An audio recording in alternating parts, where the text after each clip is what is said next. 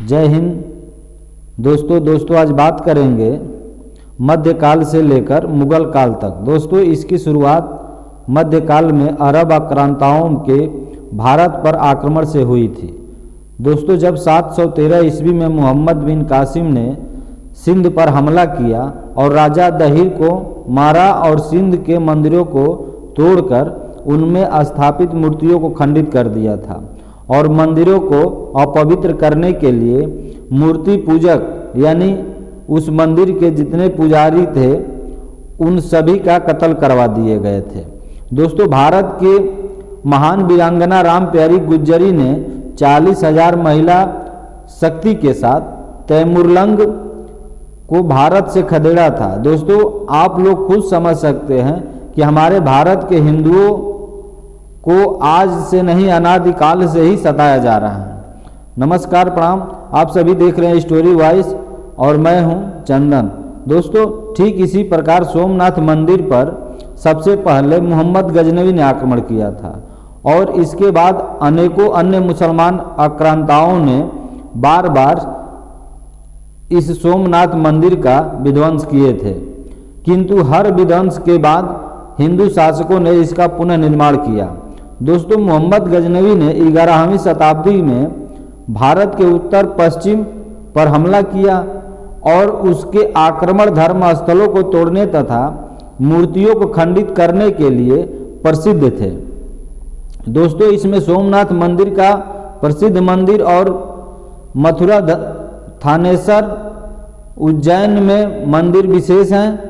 दोस्तों जो मोहम्मद गजनवी का था उसके दरबार में इतिहासकार अल-उतबी के अनुसार वे आक्रमण इस्लाम के प्रसार और गैर इस्लामिक प्रथाओं के विरुद्ध एक जिहाद का हिस्से थे। दोस्तों केवल मथुरा से ही उसने 5,000 हिंदुओं को गुलाम बनाया। आप लोग खुद सोच सकते हैं कि उस समय कितना जुर्म किया गया था हिंदुओं के ऊपर। दोस्तों सामरिक इतिहासकार विक्टोरिया स्कोफील्ड के मुताबिक 1980 ईस्वी तक गंधार इलाके पर हिंदू शाही राजाओं का राज था, जिनके आखिरी राजा जयपाल को सबुक्ताजीन ने परास्त किया था। दोस्तों इतिहासकार इब्न बतूता ने लिखा है कि हिंदू कुश पर्वत के नाम के पीछे वहां अनेकों हिंदुओं की मौत हुई है, जो भारत से बधुआ गुलाम के तौर पर अरब देशों को ले जाते हुए सर्द हवाओं और बर्फ से इन पहाड़ियों में हुई थी। दोस्तों अल बरूनी जो कि मोहम्मद का समकालीन था, उसके अनुसार मोहम्मद ने इस इलाके को इतना प्रभावित किया था कि सभी हिंदू इस इलाके को छोड़कर चले गए और कश्मीर, वाराणसी व अन्य स्थानों पर चले गए जहां से मोहम्मद गजनवी के हाथ न पहुंच सकते हो।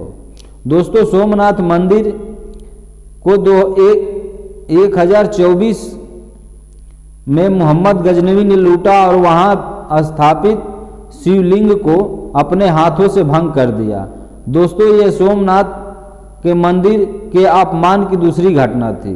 दोस्तों इसके पहले अरब के जुनैद ने सोमनाथ मंदिर को गिराया था। दोस्तों मोहम्मद गौरी ने सन 1192 ईस्वी में पाटन पर हमला करके बहुत से मंदिरों को तोड़ा और हिंदुओं को नरसंहार किया। दोस्तों इसकी मृत्यु गजनी जाते हुए खोखर गुज्जरों के द्वारा जो इस समय वर्तमान में पाकिस्तान के झेलम इलाके में हुई थी। दोस्तों इस्लाम मुस्लिम इतिहासकार मौलाना हाकिम सैयद अब्दुल हाजी के विवरण के अनुसार ऐबक के शासन में धर्मांता के अंतर्गत हिंदू, जैन, बौद्ध पूजा स्थलों को तोड़ा गया था। दोस्तों दिल्ली की पहली मस्जिद कुवत अल इस्लाम के निर्माण में 20 हिंदू जैन मंदिरों के अवशेष का इस्तेमाल किया गया था। दोस्तों कुतुब मीनार के आसपास भी पुरातन मंदिर के अवशेष आज भी देखे जा सकते हैं। दोस्तों खिलजी शासन के दौर में भी धार्मिक अत्याचार का दौर चलता रहा और जलालुद्दीन, फिरोज शाह और अलाउद्दीन खिलजी के सेना प्रमुख जैसे उल्लग खान, नुसरत खान, खुसरो खान व मलिक काफूर के भारतीय गैर मुस्लिम आबादी के नरसंहार करना और उनको गुलाम बनाने और हिंदू नारियों को बेइज्जत करने के कई उदाहरण हैं। दोस्तों, खिलजी इतिहासकार के अनुसार हिंदुओं ने सल्तनत के कई हिस्सों जैसे पंजाब, गुजरात, मध्य प्रदेश, उत्तर प्रदेश में विद्रोह कर दिया है। दोस्तों, इन विद्रोह को सामूहिक नरसंहार के द्वारा कुचल दिया गया। सभी 8 साल से ऊपर के उम्र के मर्दों को मार दिया गया था। दोस्तों, अलाउद्दीन खिलजी के सेनापति नुसरत खान ने विद्रोहियों के औरतों और बच्चों को कैद कर लिया। अन्य जगहों पर उसने संदिग्धों की पत्नियों को सार्वजनिक स्थलों पर सरेआम शोषित किया। दोस्तों, बच्चों को उनकी माँओं के सामने काट दिया। दोस्तों, पुरुष के अपराध के बदले में उनकी बीबियां और बच्चों को उठा ले जाने की ये प्रथा यहीं से शुरू हुई थी। दोस्तों, इससे पहले दिल्ली में कभी भी औरतों और बच्चों को उनके परिवार के पुरुषों की सजा नहीं मिलती थी। दोस्तों, धार्मिक हिंसा का ये प्रकरण न केवल सेना के द्वारा रचा गया था, बल्कि अपितु मुफ्ती, काजी और अन्य दरबारियों ने भी धार्मिक आधार पर इसे मान्यता भी दे दी। दोस्तों, काजी मुगीसुद्दीन बयाना ने अलाउद्दीन को सलाह दी कि हिंदुओं को कुचलकर अपने अधीन रखना धर्म संगत है, क्योंकि वो पैगंबर मोहम्मद के सबसे बड़े दुश्मन रहे हैं और पैगंबर के आदेशानुसार हमें उन्हें मारना, लूटना और कैद करना चाहिए।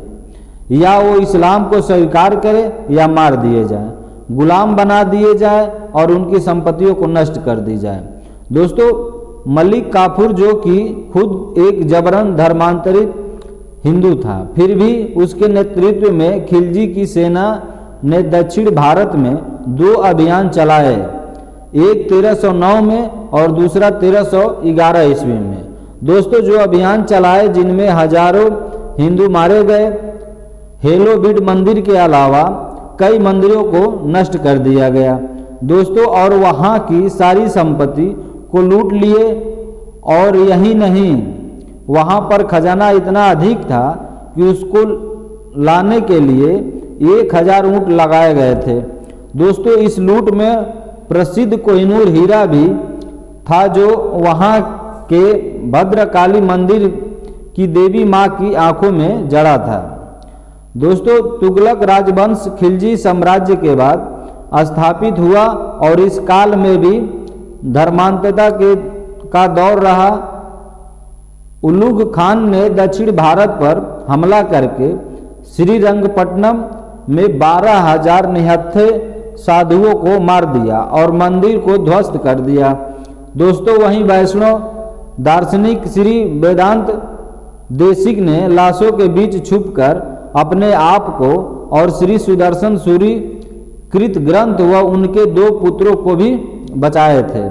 दोस्तों, फिरोज शाह तुगलक के समय में लिखे गए तारीख फिरोज का में विवरण है कि किस तरह उसके शासन काल में हिंदुओं को सुनियोजित तरीके से सताया गया था और दोस्तों, जबरन गुलाम बनाना आम बात थी। दोस्तों, फिरोज शाह की मौत पर उसके गुलामों को एक साथ मारकर उनकी लाशों को ढेर लगा दिया। दोस्तों, उसके द्वारा पीड़ित हिंदू ब्राह्मण भी थे, जिन्होंने इस्लाम कबूल करने से मना कर दिया था। तारीख फिरोज शाही में वर्णन है कि एक फरमान के तहत एक ब्राह्मण को सुल्तान के समक्ष पेश किया गया था। दोस्तों, उसके एक सच्चे धर्म इस्लाम के बारे में बताया गया है, लेकिन उसने उसे स्वीकार नहीं किया। उस काफिर के हाथ पैर बांधकर लकड़ियों की ढेर पर फेंक दिया गया और दोनों ओर से आग लगा दी गई। दोस्तों, आग पहले उसके पैरों पर पहुंची तो वो बहुत जोर से चीखा। जल्द ही आग उसके चारों तरफ फैल गई और फिर दोस्तों वहाँ पर जलते हुए ब्राह्मण को सभी लोग देख रहे थे। दोस्तों तुगलक के शासनकाल में हिंदुओं में जबरन जजिया का कर वसूला जाता था, उनको काफिर के तौर पर दर्ज किया जाता है और उनकी निरंतर निगरानी की जाती है। दोस्तों जो हिंदू मूर्ति स्थापना या मंदिर निर्माण करते थे या फिर सार्वजनिक तौर पर अपने धर्म के अनुसरण कुंड के आसपास करते थे, उनको कैद करके महल में मार दिया जाता था। दोस्तों फिरोज शाह तुगलक ने अपनी आत्मकथा में खुद लिखा है कि कुछ हिंदुओं ने गांव कोहना में एक मूर्ति स्थल स्थापित करके वहां मूर्ति पूजा आदि करनी शुरू कर दी थी। इन लोगों को पकड़कर मेरे सामने पेश किया गया। मैंने इसे सार्वजनिक तौर पर विकृत प्रथा करार देते हुए उन लोगों को महल के दरवाजे के बाहर मार दिए जाने का निर्देश दिए। दोस्तों इसके अलावा उन सभी गैर इस्लामिक पुस्तकों, मूर्तियां और पूजा सामग्री को भी जला देने का हुक्म दिया। बचे हुए लोगों को दंड और धमकी के द्वारा काबू कर लिया ताकि सबको ये पता चल जाए कि एक मुसलमान राज्य में ऐसी गैर इस्लामिक प्रथाएं वर्जित हैं। दोस्तों सिकंदर शाह मेरी ने कश्मीर में इस्लामिक कट्टरता की ऐसी मिसाल कायम की कि उसका नाम ही बुतसिकन यानी मूर्तियों को तोड़ने वाला पड़ गया था। दोस्तों उसने अनेक हिंदू बौद्ध धार्मिक स्थलों को तोड़ा और उनको इस्लाम स्वीकारने या कश्मीर छोड़ने पर मजबूर कर दिया था। दोस्तों उसने गैर इस्लामिक लोगों के रिवाज जैसे पूजा अर्चना, नृत्य, गाना, संगीत, शराब पीने और धार्मिक उत्सवों पे पाबंदी लगा दी। दोस्तों बहुत से हिंदुओं ने इस उत्पीड़न से बचने के लिए या तो इस्लाम स्वीकार कर लिया या फिर कश्मीर में से पलायन कर दिया और इसमें बहुत सारे लोग मारे भी गए। दोस्तों तैमूर लंग के सामूहिक नरसंहार के बाद दिल्ली सल्तनत में पूरी तरह से अराजकता और अभाव का राज था। दोस्तों इस काल में सैयद राजवंश के दौर में भी इस्लाम और हिंदू धर्म के बीच में तनाव बना रहा। दोस्तों लोधी वंश के सिकंदर लोधी व बहलोल खान के शासन में हिंदुओं को जला के मारने जैसी घटना हुई। 1499 ईस्वी में एक बंगाली ब्राह्मण ने उदार विचारों से प्रभावित होकर बहुत से हिंदू व मुसलमान उसके अनुयायी बन गए। दोस्तों उसका मत था कि हिंदू व इस्लाम दोनों धर्म सच्चे हैं, केवल ईश्वर तक पहुंचने का इनका मार्ग अलग अलग है। दोस्तों सिकंदर ने इस बारे में अपने इस्लामिक विशेषज्ञों से सलाह ली, जिन्होंने ऐसी धारणा को गलत बताया और सिकंदर को उस ब्राह्मण को इस्लाम अपनाने या मारे जाने में से एक को चुनने के लिए कहा। दोस्तों सिकंदर ने जब ऐसा किया पर ब्राह्मण ने अपना मत बदलने से इनकार कर दिया और तब उसे मार दिया गया। दोस्तों उत्तर प्रदेश के एक समकालीन इतिहासकार ने लिखा है कि लोधी इतना कट्टर मुसलमान था कि उसने काफिरों के पूजा स्थलों को बड़े पैमाने पर नष्ट किया था। और दोस्तों मथुरा जो कि मूर्ति पूजा का प्रमुख गढ़ था, वहाँ के मंदिरों को पूरी तरह से नष्ट कर दिया गया। वहाँ स्थापित मूर्तियों को कसाईयों को मांस तौलने के काम में लेने के लिए दे दिया। दोस्तों सभी हिंदुओं के सिर और दाढ़ी मुड़वाने पर पाबंदी लगा दी और इस तरह पूरा शहर इस्लामिक मान्यताओं के अनुसार चलने लगा। दोस्तों हमें जहाँ तक जानकारी है तो हमारी सनातनी धर्म हर चीज़ का सम्मान करती है जिसको प्रकृति ने बनाया है। ये हर एक चीज़ का सम्मान करती है जिसको प्रकृति ने बनाया है। दोस्तों हमारा शास्त्र कहता है कि जब हम किसी का सम्मान कर रहे हैं तभी तो हमें सम्मान मिलता है। बाकी दोस्तों अगर वीडियो हमारी अच्छी लगी है तो हमारे चैनल को ज़रूर सब्सक्राइब कीजिएगा और हाँ दोस्तों बेल आइकन की घंटी भी बजा दीजिएगा ताकि हमारी अगली वीडियो आपके पास तुरंत पहुंच जाए।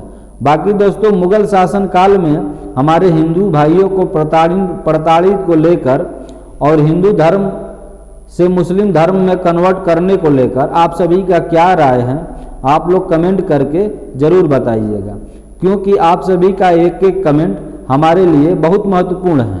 और हाँ दोस्तों, यह वीडियो अपने दोस्तों रिश्तेदारों में शेयर करना बिल्कुल मत भूलिएगा। नमस्कार, प्रणाम, जय हिंद।